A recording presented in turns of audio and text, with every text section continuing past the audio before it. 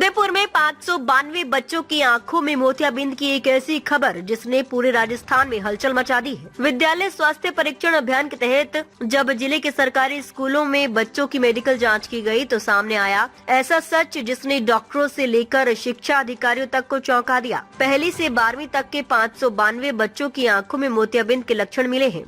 ये सुनकर हर कोई दंग रह गया, क्योंकि मोतियाबिंद जैसी बीमारी आमतौर पर 60 साल की उम्र के बाद होती है, लेकिन अब ये बीमारी नन्हे बच्चों की आंखों में पनप रही है। और तो और 12 बच्चों की हालत इतनी गंभीर है कि तुरंत सर्जरी की जरूरत बताई गई है। इनमें भींडर से 1, गिरवा से 2, गोगुंदा से 3, झाड़ोल से 2, खेरवाड़ा से 1, मावली से 2 और ऋषभ देव से 1 बच्चा शामिल है। इनमें से भींडर के 1 बच्चे की सर्जरी पहले हो चुकी है। पूरे प्रदेश में करीब 75 लाख विद्यार्थियों की स्वास्थ्य जांच हुई, जिसमें बच्चों की आंख, दांत, त्वचा, पोषण और सुनने की क्षमता समेत 70 मानकों पर जांच की गई। प्रदेश के बाकी जिलों में सामान्य रिपोर्ट आई, लेकिन उदयपुर जिले में मोतियाबिंद जैसी गंभीर बीमारी सामने आने से पूरा स्वास्थ्य विभाग सकते में है।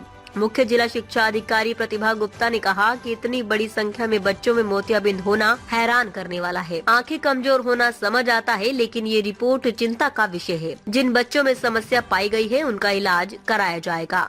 डॉक्टरों ने इस स्थिति को बेहद गंभीर बताया है। विशेषज्ञों के अनुसार कई बार मां से संक्रमण, लगातार डायरिया, पोषण की कमी या मेटाबॉलिज्म डिसऑर्डर जैसी स्थितियों से बच्चों में मोतियाबिंद विकसित हो सकता है। शुरुआत में इससे दृष्टि धुंधली हो जाती है, रंग पहचानने में दिक्कत आती है और गंभीर मामलों में आंख की पुतली का रंग तक बदल जाता है। जिलेवार आंकड़े भी चौंकाने वाले हैं, जिसमें गिरवा में 72, ऋषभदेव में 71, कोटड़ा में 54, झाड़ोल में 51, फलासिया में 48, भींडर में 36, सायरा में 35, गोगुंदा में 29, कुराबड़ में 26, खेरवाड़ा में 26, वल्लभनगर में 26, बड़गांव में 25, मावली में 25, खेमली में 23, नया गांव माफ 23, देवला में 22 बच्चों में मोतियाबिंद पाया गया है।